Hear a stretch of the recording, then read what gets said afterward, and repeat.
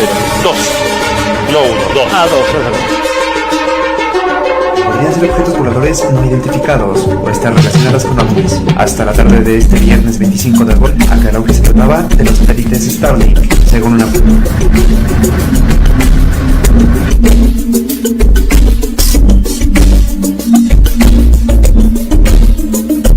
Y esto nos permite acercarnos. Hola amigos, esto es Protocolo Extraterrestre. Soy Enrique Rodríguez, periodista e investigador de una posible especie o civilización no humana y objetos aéreos anómalos o ovnis como los conocemos popularmente y una tecnología que supera a la que nosotros los humanos tenemos. Aquí en este espacio periodístico informativo tratamos de compartir información básica, elemental y muy importante para las personas que no conozcan y sepan sobre la existencia de una posible, que es una realidad realmente, pero a pesar que no se ha comprobado hasta la fecha científicamente, diferentes registros, evidencias, testimonios e investigaciones así lo demuestran, ¿no? Así mismo tenemos invitados de un alto nivel profesional y con una vasta experiencia en investigación sobre el tema, y por eso queremos compartir con ustedes y sobre todo, repetimos y reiteramos siempre, con las nuevas generaciones, con los jóvenes y niños, quienes van a ser los que tengan la necesidad de conocer de esto y de alguna manera en un futuro quizás no muy lejano tener que convivir con esta nueva realidad, que será la presencia en nuestro planeta y entre nosotros de esta especie o civilización, como les repito. Hoy día tenemos una invitada muy especial, se encuentra con nosotros enlazada vía Zoom desde la Argentina, la señora Débora Goldström. Ella es una destacada escritora, es investigadora, es bibliotecaria de profesión, estudió en una prestigiosa universidad de Argentina, ha publicado diferentes libros, el último de ellos lo ha editado y publicado en España, sobre trabajos de investigación de la Cueva de los Tallos y otros temas que serán del interés y agrado de todos ustedes. Débora, te damos la más cordial bienvenida, gracias por acompañarnos en Protocolo Extraterrestre. Bueno, es un honor, gracias Enrique por convocarme a su programa, así que un placer estar aquí. Gracias a ti, Débora. Débora, dentro del trabajo que tú realizas y yo he venido siguiendo e investigando sobre tu trayectoria y el trabajo que vienes realizando desde hace muchos años, me olvidé de agregar a la presentación de nuestra distinguida invitada de hoy. Ella es conferencista, últimamente ha dictado una conferencia muy interesante sobre Cueva de los Tallos, que es un tema que vamos a tocar en el último bloque de este programa. Queríamos consultarte, ¿cuál es tu concepto sobre la existencia de vida no humana o extraterrestre? ¿Para ti existe la vida no humana o extraterrestre o cómo la definirías tú? Bueno, yo creo que sí, que nuestros orígenes todavía están en una búsqueda, ¿no? Y desde ese punto de vista me parece que nunca se puede descartar que tengan una cuestión estelar. Coincido desde esa visión. Y en lo personal también supongo que algo de eso puede tener que ver con nosotros. Como le decía en Off the Record, yo no soy gran fan de la cuestión extraterrestre, pero en ese punto obviamente no lo descarto. Exactamente, y casualmente por eso es que te hemos invitado a esta edición de Protocolo Extraterrestre, Débora, para conocer un concepto y una visión diferente. ¿Tú cómo definirías, o para ti, qué explicación le podrías dar a estos ovnis, ¿no? O FANI, como ahora se denominan, ¿no? Y quiénes los crearon y quiénes de alguna manera o los tripulan o los manejan y los fabricaron? Bueno, yo vengo siguiendo cuando fui chica, tuve un encuentro ovni junto a mi mamá, tenía entre 6 y 7 años, así que, bueno, el fenómeno se me presentó de muy joven.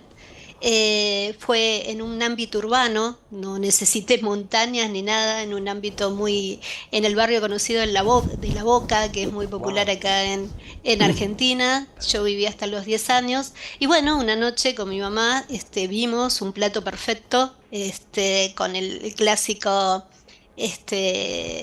ventanita, o sea, todo plateado, hermoso, que yo sentí que, bueno, vino como no a presentarse de alguna manera, se apoyó en la parte de un edificio donde yo había hecho el jardín de infantes, estuvo un segundo y se disparó. Después de eso comienza algo extraño con respecto a eso, porque yo no me volví, no me enloquecí con el tema ovni, pero sí Como empecé a muchos, pensar ¿no? en la... Disculpa, Sí, Néstor, o como sea, muchos, ¿no? Que lo han tomado de una pero manera muy... me Disculpa, disparó prosigue. otra cosa, no, por favor, Ok. me disparó otra cosa, que fue el tema de empezar a pensar en la Atlántida. Eso fue muy raro. Empecé a pensar en la Atlántida, recuerdo que también hubo como una conexión con el tema de la Atlántida y el Caribe. Fueron esas dos cosas que me pasaron, ¿no? Y me tomó mucho, empezó toda una gran investigación en mi vida con respecto a ese tema y después fui como atando muchas cuestiones. Y el tema OVNI recién lo vengo como recuperando en mi vida desde otra manera porque me gusta todo lo que tenga que ver con la historia, ¿no? Cómo surge el fenómeno, ¿no? De alguna manera y me he dedicado los últimos años a hacer toda una lectura de la historia, cómo comienza, y especialmente que arranca en Estados Unidos, ¿no? Hay que decirlo así, en la era moderna. Después mucha gente dirá que hay otra cuestión eh, de los ovnis con respecto al pasado de la Tierra. Pero bueno, para mí el fenómeno ovni, como lo Así conocemos, es. arranca en la era moderna. En la era moderna. Pero has tocado un tema, disculpen, muy importante y muy interesante. Es sobre la presencia ovni dentro de la historia. Y me encantaría tocar este tema contigo por tu profesión, por tu trabajo de investigación y por ser bibliotecario y manejas gran información. El fenómeno ovni o la vida no humana se registra en diferentes culturas desde el inicio de la humanidad, ¿no? De las culturas primigenias del mundo. Todas las culturas hablan de que su creación de su civilización o cultura, ya bien sea inca, maya, azteca, egipcia, china, babilónica, etcétera, se origina casualmente por eso, por la llegada de los dioses que vinieron de los cielos. ¿Qué nos podrías hablar tú sobre ello? Bueno, yo tengo una visión más esotérica con respecto a ese punto, ¿no? Me gusta mucho tomarlo desde la visión más espiritual. Creo que el hombre tuvo ayuda espiritual al principio, tuvo ayuda, hubo un canal, hubo una fuente que lo ayudó, ¿no? Y le dio las herramientas. Y después ese canal se cerró de alguna manera porque el hombre tenía que caminar solo y él empieza a ser como una cuestión más iniciática, ¿no? De buscar la forma de reconectarse y de iniciarse en esos misterios que habían marcado su primera etapa. Así que bueno, para mí hubo una ayuda espiritual del hombre en el pasado y la cuestión de los ovnis me parece que hay, desde esa lectura, yo hago una lectura a veces más esotérica que tecnológica o de visitantes espaciales, pero eso no quita que algo de eso, como digo, no pudo haber ocurrido porque no es un universo vasto y yo no soy quien para decir que eso no sucedió. Exacto, pero el sentido de mi pregunta, Débora, era de que, por ejemplo, los egipcios dicen que del cielo bajó el dios Ra, ¿no? Ayudó a crear la civilización egipcia. Lo mismo pasa en los incas, en los aztecas, en los mayas, y etcétera. Y hablan de que compartieron conocimientos básicos elementales como la astronomía, la matemática, la arquitectura, la ingeniería, la agricultura y otras ciencias más. ¿Cómo lo interpretarías eso tú, Débora?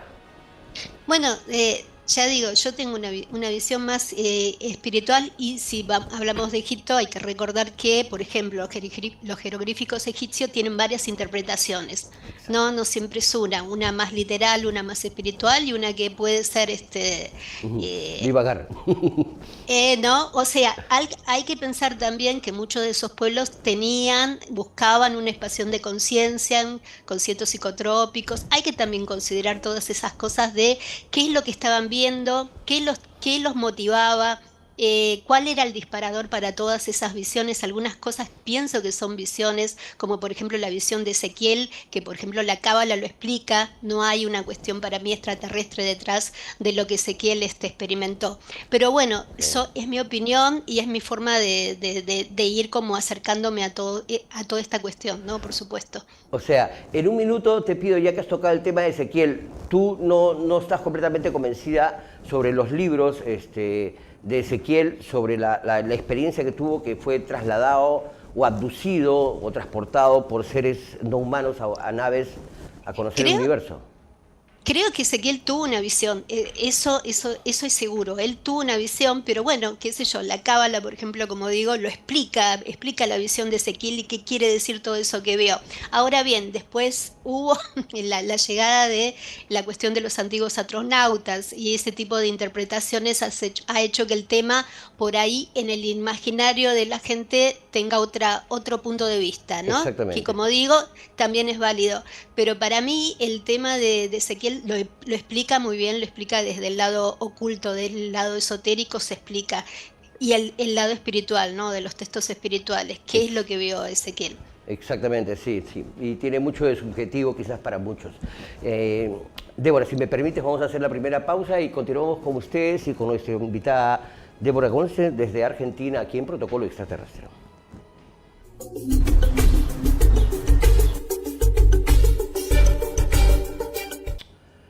Amigos, continuamos con una interesante entrevista con Débora Goldstein desde la Argentina. Ella es una reconocida escritora e investigadora con quien estamos compartiendo interesantes temas sobre la existencia de vida no humana en nuestro planeta. Débora, quería preguntarte, ¿tú cómo podrías interpretar la realidad de que en un futuro lejano o no muy cercano, o próximo, podría haber la posibilidad de la llegada masiva de estos objetos aéreos anómalos de manera enjambre y en todo el planeta? ¿Tú consideras que podría haber esa posibilidad, como muchos investigadores y personalmente creemos la posibilidad que así sea?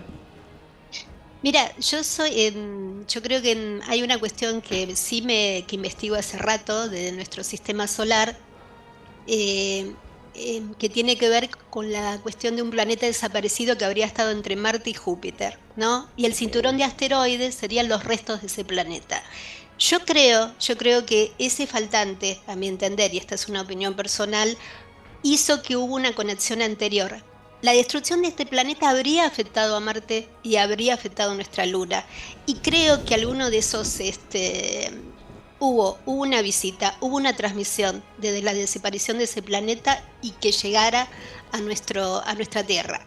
Por ese lado, yo no descarto que eso suceda. Si esto se va a trasladar al futuro, si vamos a tener otra forma de visitas como pudo haber pasado con la cuestión de este planeta desaparecido, no lo sé, pero bueno, no lo descartaría tampoco.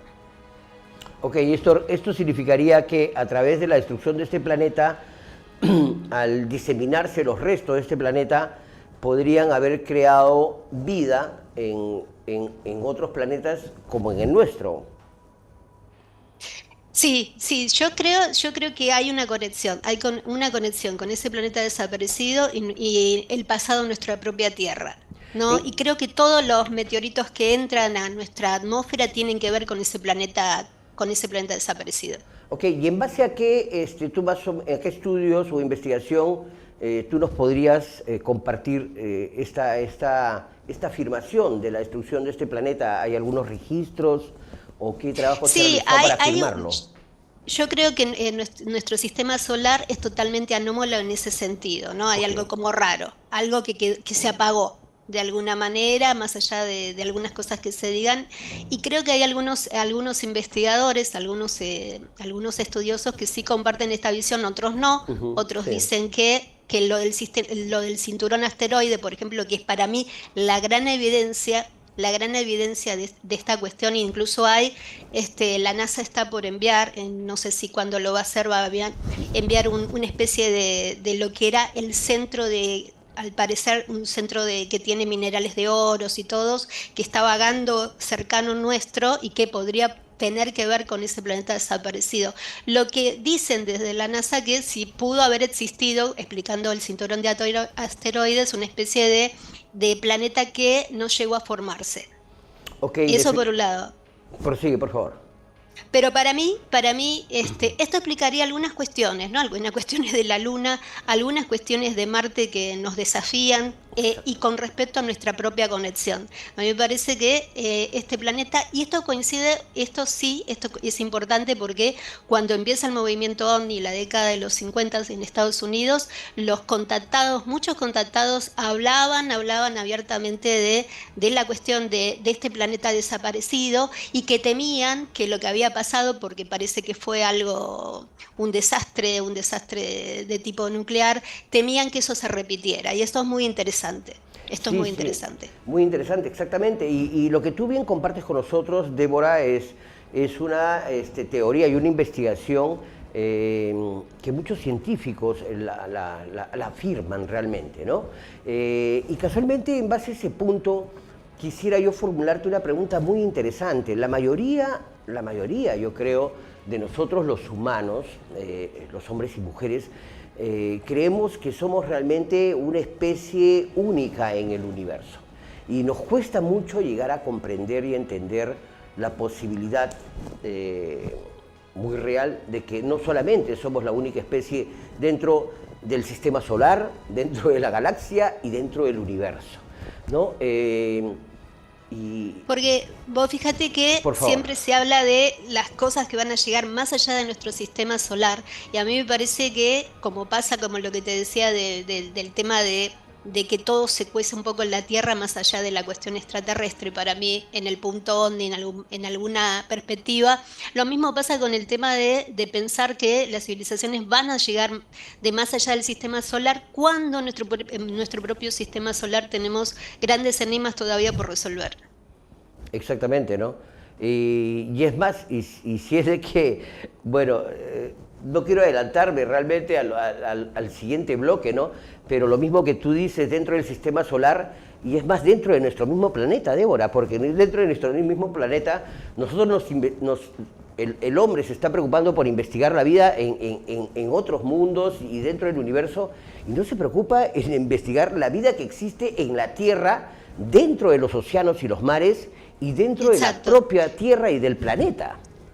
Y vos fíjate que lo que se decía de este planeta, que tiene muchos nombres, ¿no? Los ocultistas y los primeros contactados lo llamaron Maldek, ¿no? Decían la lengua ardiente, ¿no? Otros decían que era una especie de planeta acuoso muy grande, y eso tendría que ver si eso puede tener algo que ver con nuestros propios océanos y los misterios que allí ocurren, ¿no? O sea, hay muchas cuestiones con esta desaparición. Lo cierto es que algo falta entre Marte y Júpiter, que sería este planeta, ¿no? Y que nos podría explicar mucho de nuestro pasado. Exactamente. Débora, tú podrías de alguna manera compartir información que desconocemos sobre la vida no humana o la vida extraterrestre, aunque yo sé que el término no te gusta y no lo compartes mucho. ¿Existe para ti la vida humana, definitivamente no humana, perdón? Como te dije, yo no soy una gran fan de esa visión, ¿no? Pero bueno, no lo descarto, pero prefiero me ocupo mucho de lo que está bajo tierra, bajo los océanos de nuestro planeta. Me parece que ahí está la clave para ir entendiendo mejor lo que pasó anteriormente también. Ok, y disculpa que insista, ¿no? Pero ya más allá de tu trabajo de investigación y tu trabajo profesional, tú como ser humano, de alguna manera, ¿cómo podrías interpretar, por ejemplo, la existencia de diferentes tipos de naves con tecnología que superan a la de los humanos? Hablamos de los aviones que desarrollan una velocidad máxima. Un avión de combate puede desarrollar, creo que hasta ahora, más de 3.800 kilómetros por hora, y unas naves que desarrollan entre 5.000, 10.000 y hasta 30.000 kilómetros por hora, con una tecnología y una física que pueden ser movimientos que no resistiría el cuerpo de un ser humano para hacer diferentes virajes y esta velocidad. ¿Cómo lo interpretarías Claro, eso? ¿Qué explicación le das? claro, bueno, todo esto define, ¿no? Por muchos años nos han mantenido con el tema de que tenía que ser extraterrestre y que el hombre era incapaz de llegar a ese nivel de tecnología que a veces nos observamos. Pero lo cierto es, yo estoy preparando mi próximo libro y voy a tratar sobre el éter, el misterio del éter, El ¿no? éter. El éter, exactamente. El éter y la cuestión de la energía libre, los hombres que lo han investigado, cómo esto tiene que ver con lo que estamos viendo de alguna manera. Ya hubo investigaciones de casi 100 años atrás, hombres que estaban haciendo experimentos con respecto a este tema, no es algo nuevo. Creo también que hay alguien que tiene decodificada toda la tabla de los elementos, ¿no? Porque eso nos podría explicar qué es lo que hacen estos objetos que desafían. Y por otro lado pienso, creo que existió algo, como te digo, me gusta el tema de las civilizaciones así desaparecidas, como te comenté, con lo que me pasó cuando era chica con el tema de la Atlántida, que he seguido mucho, y creo que es posible que esto siga activo, ¿no? Sé que es una afirmación, pero como alguien afirma que existen los extraterrestres, yo voy a afirmar que existe alguna vida dentro de nuestro planeta que todavía no ha sido explicada, ¿no? Una humanidad por ahí, junto con nosotros, que todavía no ha sido explicada y que tendría que ver con estas antigua civilización, sobre todo, ¿no? Déjame decirte que se dice que los atlantes tenían un gran dominio de lo que era, porque estos objetos se mueven de dos formas, ¿no? Una forma tecnológica muy avanzada y además parece haber algo mágico, algo psíquico realmente en su compenetración, ¿no? De lo que estamos viendo. Así que me parece, esto responde mucho a lo que los atlantes se dice que ya habían logrado si uno va por esa vía, ¿no? Y que se va a sorprender con la información que se está encontrando y se está empezando a revelar. Definitivamente.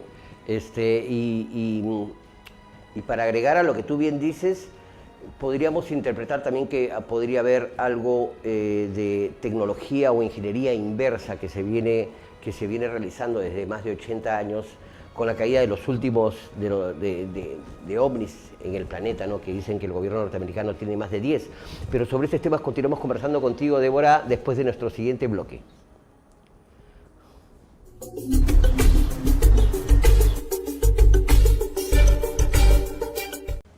Amigos, continuamos en una entrevista con Débora Goldster, investigadora y escritora argentina, que nos acompaña en la edición de hoy de Protocolo Extraterrestre.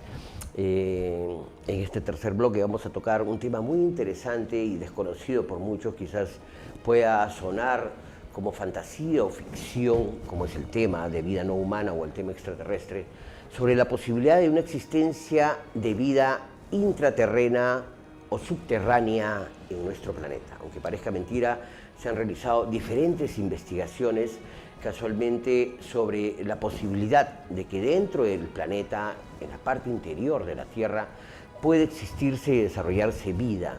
Y también lo mismo existe en los océanos, porque muchos de los ovnis o los objetos aéreos anómalos no identificados salen e ingresan a los mares y están registrados por radares del gobierno norteamericano y de otros países, que estos llegan a desarrollar entre 5.000 y 10.000 kilómetros por hora dentro de los océanos. ¿Qué nos podrías comentar tú, Débora, sobre este tema, que es un tema que a ti te apasiona y lo has investigado durante muchos años, Débora? ¿Existe o no la vida subterránea o intraterrena? Bueno, yo la verdad vengo recogiendo muchísimos casos, tengo muchos datos de cavernas, sobre todo en los Estados Unidos, me parece un punto focal. He encontrado muchos relatos a lo largo del tiempo. No sé si hablar de túneles que crucen, porque eso es una afirmación bastante temeraria, ¿no? De túneles que tuvieran activo y que pudiéramos transportarnos de un lugar a otro. Eso no sé si es posible, ¿no? Porque si hay algo ahí adentro, que creo que hay, eso no lo dejaría hacer de ningún modo, ¿no? Al parecer no quieren un contacto con nosotros, ¿no? No por ahora. No hay un contacto fluido con nosotros, pero sí han dado muestras de que sí hay algo que está ahí abajo, ¿no? No sé si tampoco tan profundo, ¿no? No soy partidaria tampoco de decir en la tierra hueca y todo eso, pero sí, obviamente, como dijiste, más cercanos a las áreas de lo que sería el acceso al planeta, sin irnos tan profundos, pudiera haberse desarrollado un tipo de vida, ¿no? Y eso, o sobrevivientes de algo que pasó hace mucho tiempo, como lo que yo vengo recogiendo. Obviamente ya serían distintos.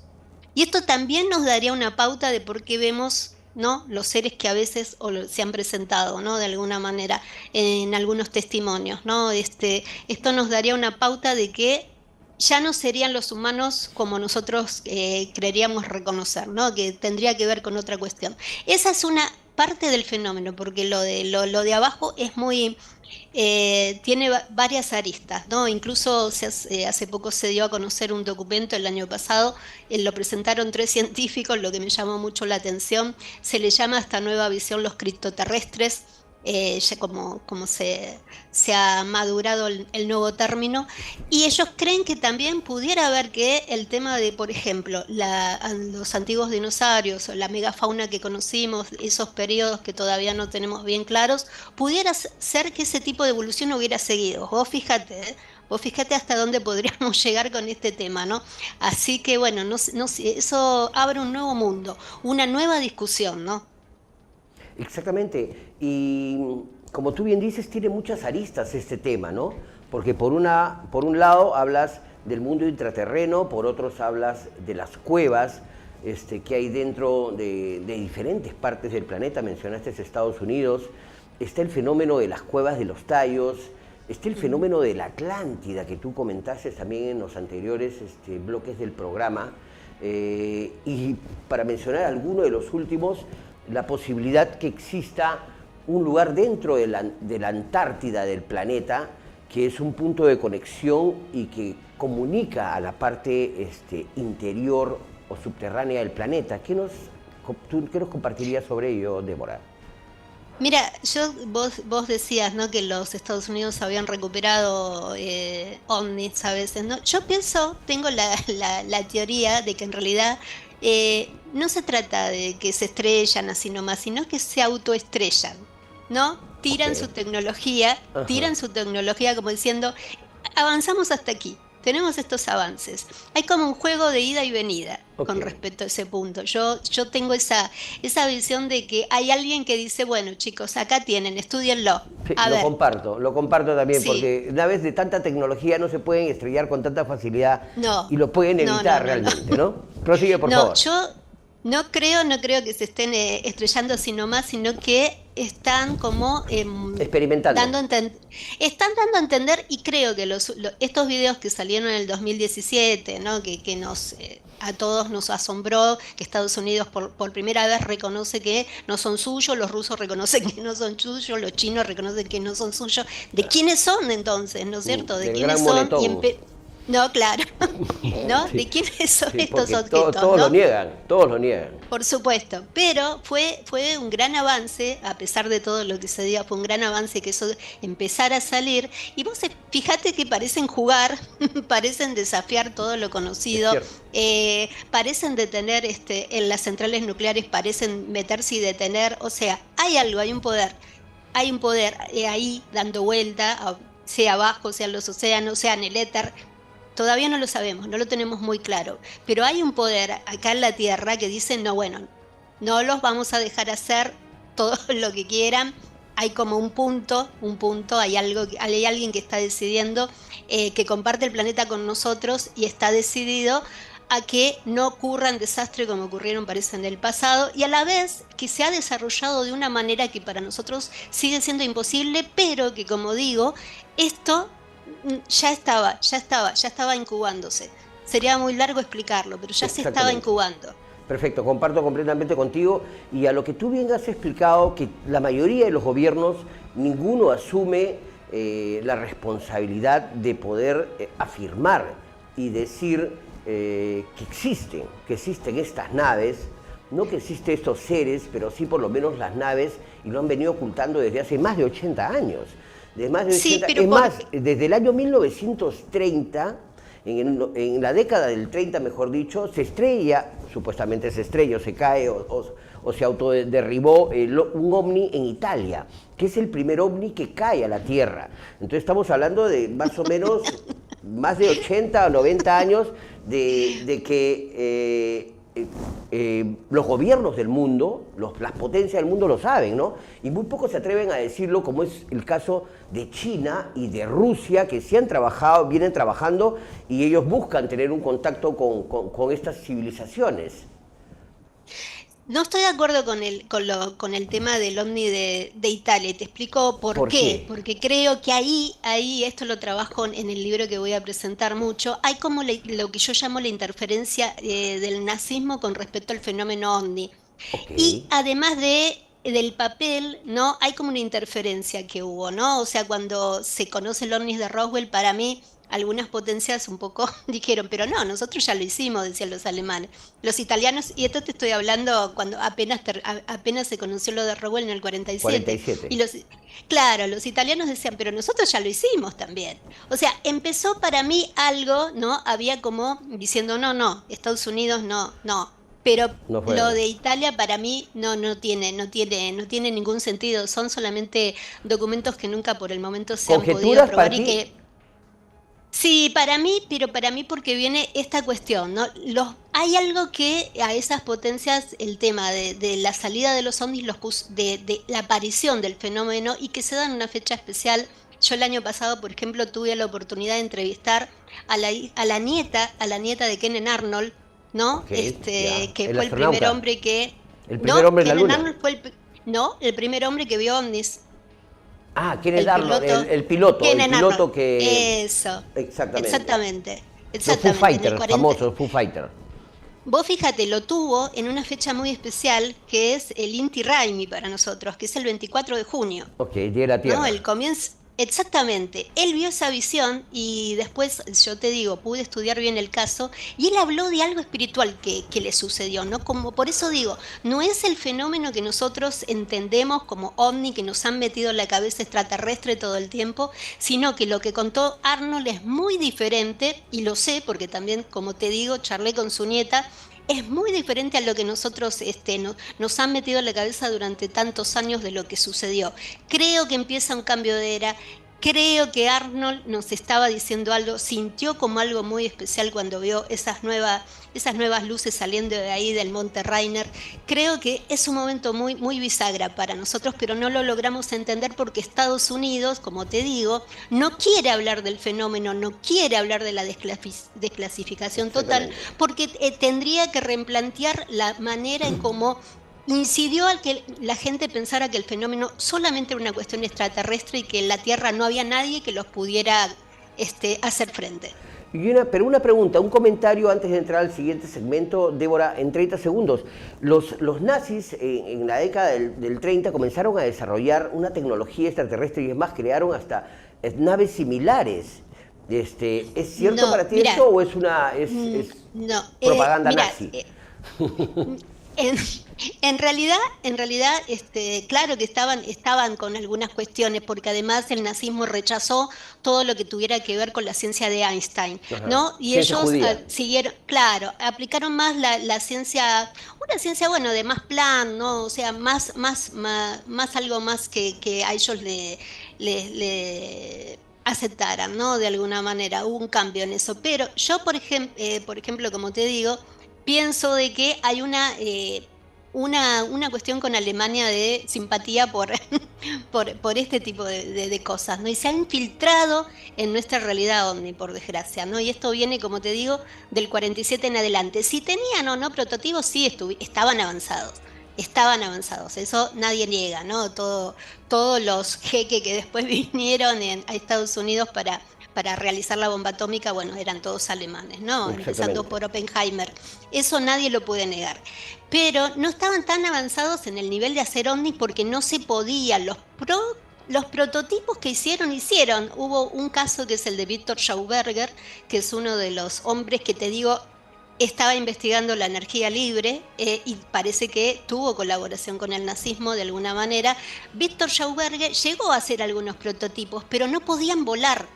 no podían volar. Ok. Débora, No quedaron, sí, ajá. Débora, si me permites, te tengo que interrumpir. Tenemos que ir a la ¿cómo no? siguiente pausa comercial y ¿Cómo no? regresamos contigo aquí en esta interesante entrevista en Protocolo Extraterrestre.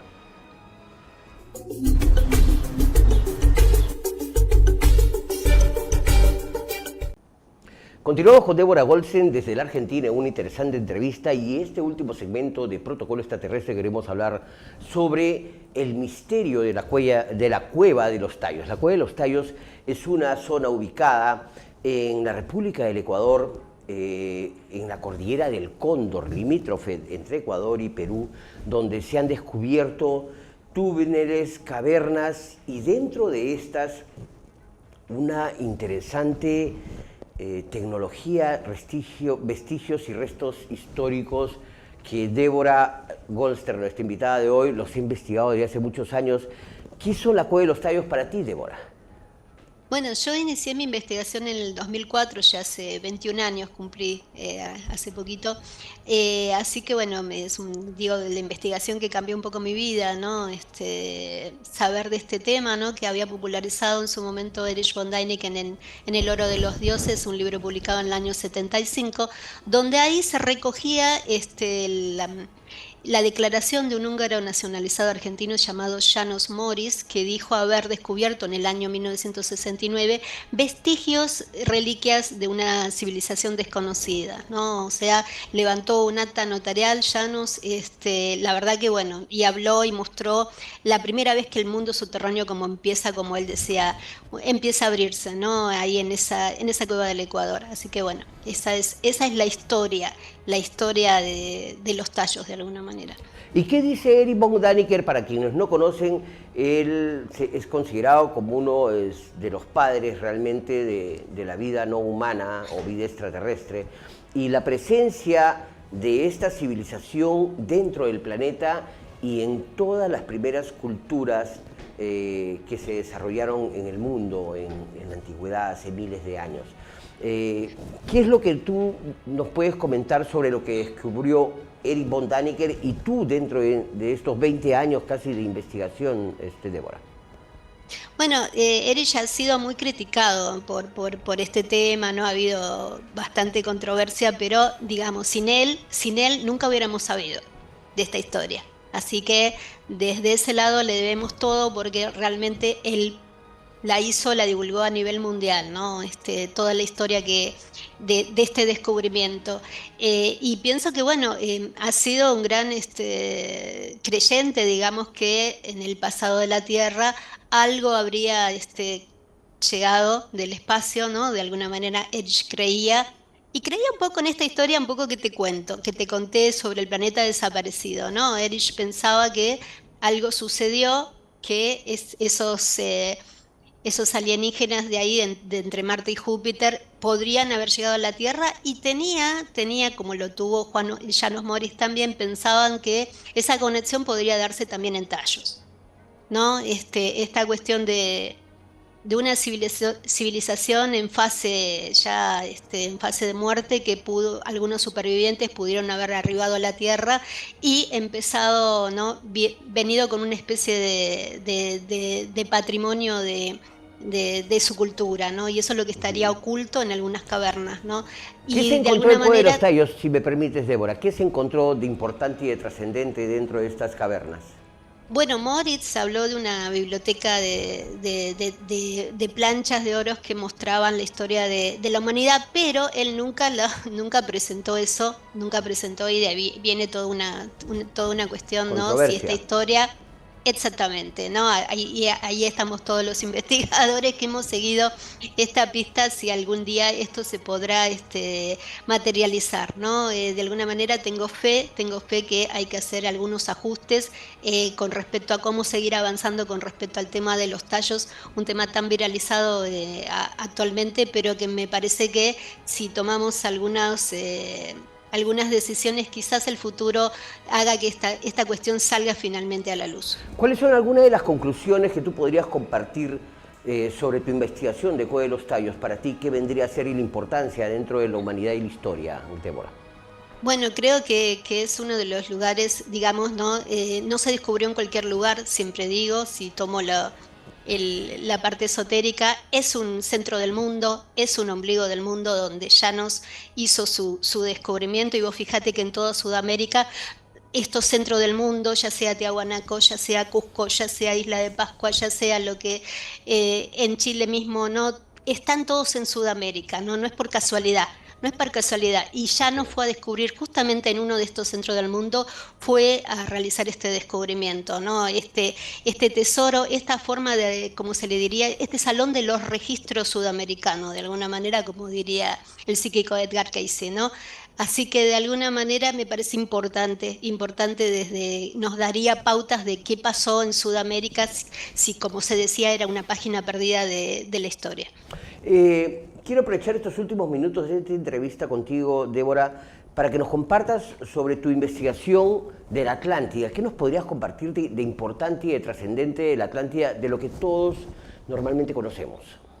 Bueno, yo me salí un poco de la normalidad de lo que todos conocen, traté de ir por otro lado, y lo que presenté en mi conferencia sobre todo es cómo, así como pasa con los ovnis, que los ovnis se deniegan en forma pública durante más de 80 años, con la Atlántida ocurre exactamente lo mismo. Y lo que sí puse en la mesa es el tema de las investigaciones realizadas por los servicios de inteligencia con respecto a la Atlántida. Ese es un punto que nadie había abordado, cómo los servicios de inteligencia en público dicen lo de Platón es una fantasía, no existe, pero por otro lado hay toda una cuestión, claro, como no, diciendo no pasa nada, no hay nada, nunca hubo nada, pero la historia me demuestra que eso no es cierto, y que especialmente, como te digo, los servicios de inteligencia han estado muy, muy involucrados en la divulgación de la Atlántida en estos últimos 100 años, sobre todo, en cómo se ha divulgado la Atlántida, cómo se ha ido buscando algo. Tallos entra dentro de esto, ojo. Tallos entra dentro de esta cuestión de la Atlántida también. Ok, si me permites una pausa, Débora, quería informarle a nuestros televidentes que estamos viendo parte de un tráiler de un documental en el cual Débora, nuestra invitada, ha participado, y es parte importante de esta investigación, que es sobre la cueva de los Tallos, para que ustedes más o menos sepan de este interesante trabajo. Débora, continúa lo que nos comentabas de la Atlántida. Entonces, para ti, definitivamente, la Atlántida, ¿qué fue en sí? Yo creo que claro, que existió realmente, y creo que sus ruinas, no tengo dudas de decirlo, están en el Caribe. Siempre lo sospeché y lo afirmo, en el Caribe. Las ruinas de la Atlántida, o sea, algunas de esas ruinas importantes, ¿no?, están en el Caribe. Ahora bien, ¿no?, y hay mucha agua sobre el puente sobre ese punto. Pero creo que la Atlántida no es ninguna fantasía. Creo que, como expresé en mi conferencia, la Atlántida post-Platón sigue, y es una realidad que nos va a abrazar, y creo que el punto son la cuestión para mí que despertó, que quisiera yo, creo que es este momento, un momento muy importante, los descubrimientos que se están realizando en Egipto.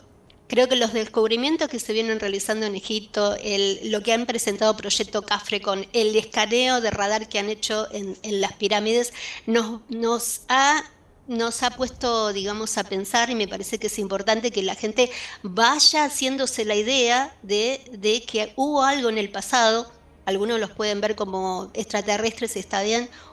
Una humanidad más avanzada también está bien. Hay algo en el pasado de nuestra Tierra que está empezando a abrirse. ¿Estás empezando a creer, Débora, un poquito?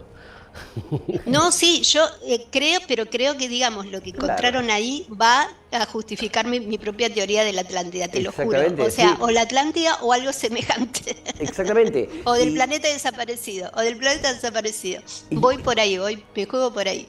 Exactamente, y casualmente eso quería que tú nos definas, según tu investigación, ¿qué es lo importante de la Atlántida, Débora? Bueno, creo que alcanzaron no sé, hay varias enseñanzas, ¿no? Su destrucción marcó un antes y un después para nosotros como raza, y eso nos pone a pensar, ¿no? De que quizás la conciencia, que si bien habían avanzado mucho, no estaba tan desarrollada. Y me parece que los atlantes, todo lo que nosotros vemos en algunas cuestiones de los ovnis, me parece que la Atlántida ahí tiene que ver mucho, ¿no? Yo creo que existe todavía algo de eso que ha sobrevivido a los tiempos. Te pido una respuesta muy breve para una pregunta muy interesante. Se ha recibido mucha información en redes y en medios de que se ha descubierto que debajo de las pirámides de Egipto habría estructuras subterráneas. ¿Qué nos podrías hablar sobre eso brevemente? Disculpa, nos queda un minuto del programa, por favor. Bueno, justamente, y de paso aprovecho para decirlo de tu programa, el lunes que viene voy a estar charlando con uno de los descubridores de ese tremendo hallazgo, así que se llama Armando May, que ha aceptado hacer una entrevista con nosotros, con un grupo. Va a ser la primera entrevista para el público hispanoamericano, así que yo voy a ir vamos a bombardearlo a May, porque bueno, May junto con Filippo Biondi y con Corrado Malanga han realizado, digamos, han dado a conocer al mundo una noticia sobre estructuras encontradas, toda una metrópoli que estaría bajo como se dice, el plató de Giza, ¿no? O sea, todo tiene que ver, y que ellos dicen que no tiene nada que ver con la cultura egipcia tal cual nosotros la conocimos. Se abre un gran debate, lo sé, y no los van a dejar excavar nunca tampoco. O sea, pobres, ¿no? O sea, pero el radar que ellos han puesto en marcha, digamos, las nuevas innovaciones en radar, nos van a permitir hacer descubrimientos. La arqueología está por dar un giro notable.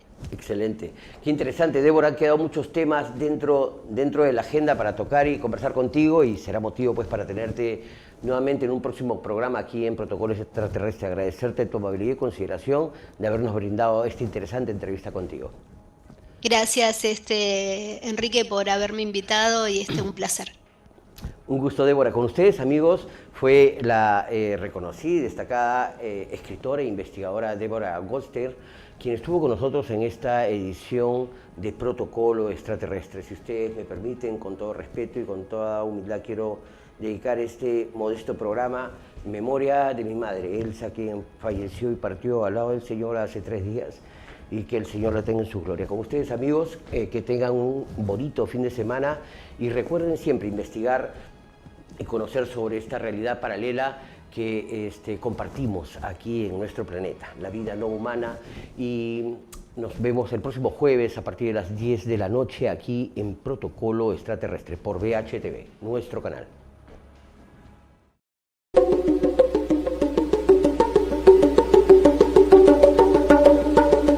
The wind's 120 knots from the west.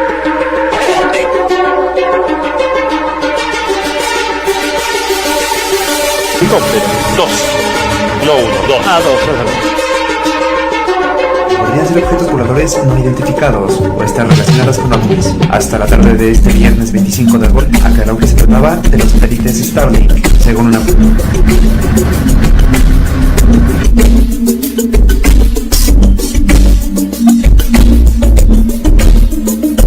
Y esto nos permite acercarlo